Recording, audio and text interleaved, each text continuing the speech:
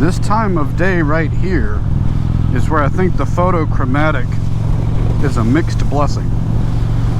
You know, if you're somewhere and it's gone from night to day and you forgot your other visor or you don't want to switch, this gradually does the adjustment for you. Now it wears out over time, but this is not the showy brand photochromatic. It's some knockoff I got on Amazon because during COVID none of these were in stock.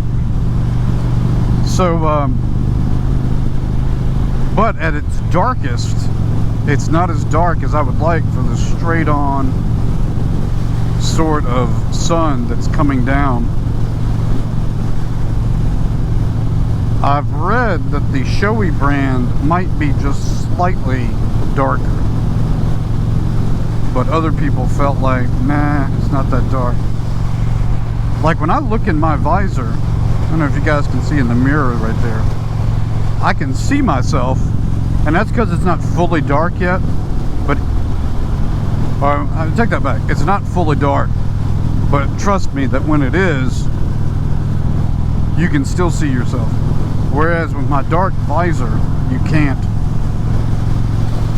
Come to think of it, I'm not sure my dark visor is a showy brand. I think I was having trouble finding showy stuff in stock. When the sun does set, boy, it definitely increases the amount of bugs flying in, and then increases the halo rings that I experience, at least when light cars are coming at me at night with their lights. And one thing I did on this photochromatic was I added the electrical tape I mentioned that I have on the other two helmets. I added 2 layers, or I guess it's 1 layer, but they overlap in a little bit because my tape wasn't as wide as I would have liked. So I did kind of a 1.5 length width-wise, so that I can dip my head down and have the sun be caught by the electrical tape. I ripped that idea off somebody else I saw on a forum. There was some product that was being pitched, but to me it just looked like electrical tape. Like right here, I'm gonna dip that sun, very bright, coming straight on. So I just dipped down, and that little extra that normally would still be exposed to the sun is now being blocked by the electrical tape.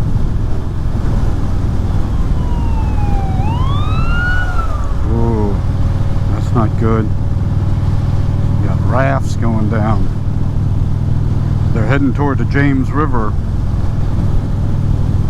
Those rescues never seem to turn out good.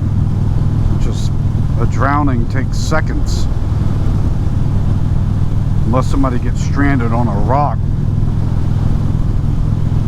Yeah, then they come and help with that. But once someone's fallen in, I'm not a big swimmer, I'm not very good, and I definitely don't go in that river. The James River is very rocky.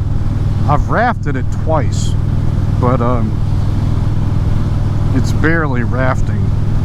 It's you know, I've rafted the New River a couple of times, and we did some whitewater rafting when we were in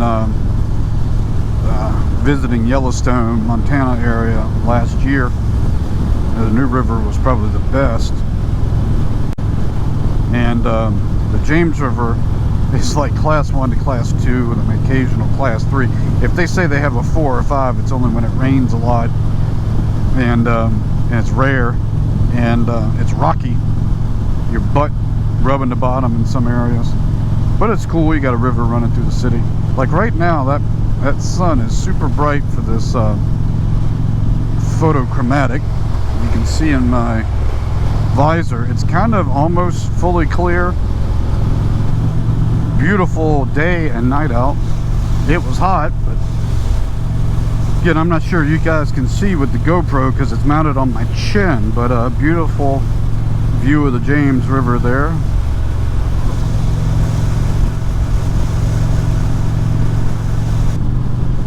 Whoops. see what I mean about this being a speed trap?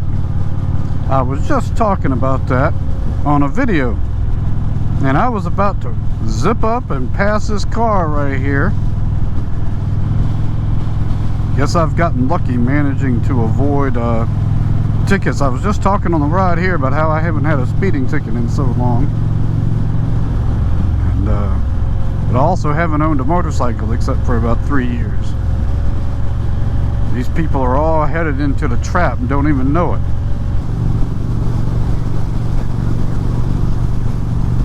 Now see, why is this happening? I'm just riding along out of the blue and the navigation says power has been lost. And the times before that I've run into this, if I take the unit off and clean it and put it back on, it doesn't do it again. And it's been fine for this whole ride. Now it's back again, and I don't know if there's a cable loose on the battery. I hate getting to the seat. I hate getting to the seat, the battery on this vehicle, because you got to remove the 2 plastic covers, remove 2 seat bolts, remove the sissy bar and the luggage rack, then lift, and then when you put it all back, hope to goodness you can get your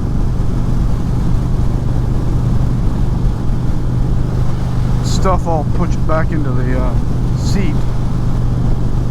I never had this problem on the Super Chief. Now that was a different connector because it's the second unit I bought for this one.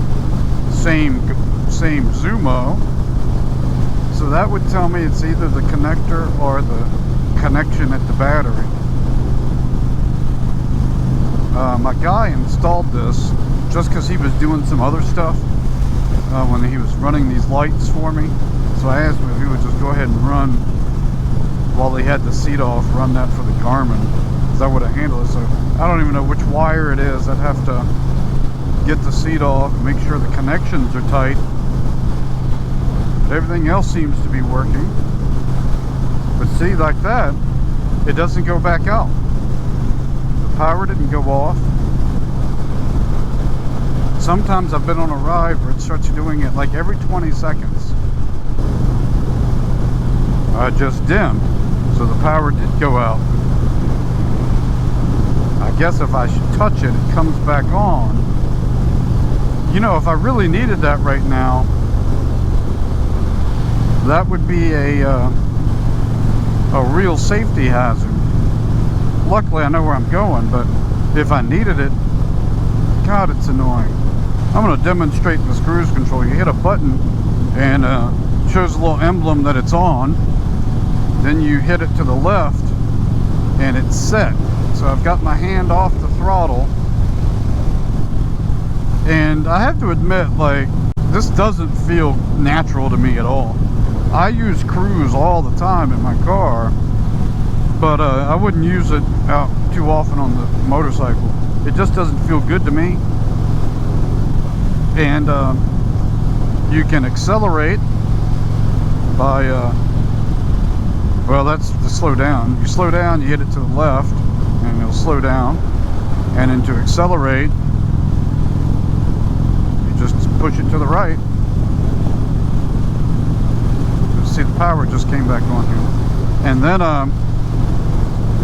you can cut it off 2 ways or 3 ways. You press this button in, it'll cut it off. You can hit your brake, forward or rear, cut it off.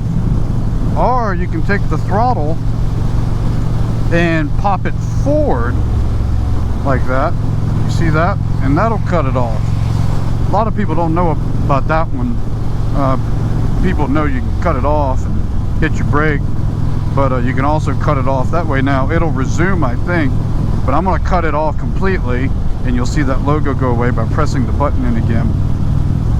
And just I have found it on roads like this, it'll give my arm a little break if I need it, but usually I don't need it. It's so weird because with different days, sometimes my arm might feel a little numb, my hand, but most of the time it doesn't. I think it might have more to do with the jacket I have and how the cuff and stuff is and how thick it is on my elbow. I used this Zumo for that group ride that we did that went from 10 in the morning to until I got home, I guess about 5:30. Never once did it time out. Never once was there a problem with it. Not with power. I have some issues with this unit when it comes to setting a route I wanted to follow. But the power, it didn't time out at all. And it'll go for 2 or 3 weeks with no problem. Then it'll start it again. You know, I just don't know if there's a short or some wires being pinched. How many of you like riding at night? I like the idea of riding at night, especially if I was in an area with a lot of lighting, neon lighting, and riding around, and cooler weather. The bugs I don't like. Out here in the country, the deer, the possum, the raccoons running into the road, maybe a fox, maybe even a bear is an issue. The drunks driving home after drinking after a day's work, also a factor. So I don't end up riding a whole lot at night. I like seeing the road. You got to be real careful as the sun goes down, and once it's down, not outride what you can see. Like even now, it's you see daylight as the sun's going over there, but it's still hard to see if there was something in the road. And I've talked about these lights a little bit, how I can't tell much difference between low and high. So right now my visor is covered with a significant number of bugs, which makes seeing at night, obviously, especially when lights hit them, harder. I'm wondering what you guys, if you do anything, do you lift your visor? Then they're just hitting you. Do you try to wipe them off? You see it, like how dark it is through here.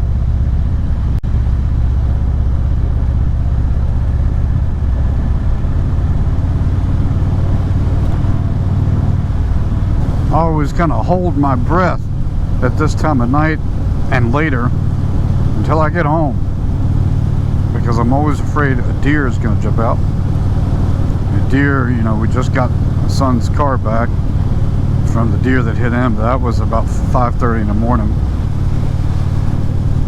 Alright guys, thank you for watching Ramblin' Man Moto. I'm going to be making a few zips around, one final view of the nice view, and then heading home on one of these side roads. Have a good, safe ride. See you on the road.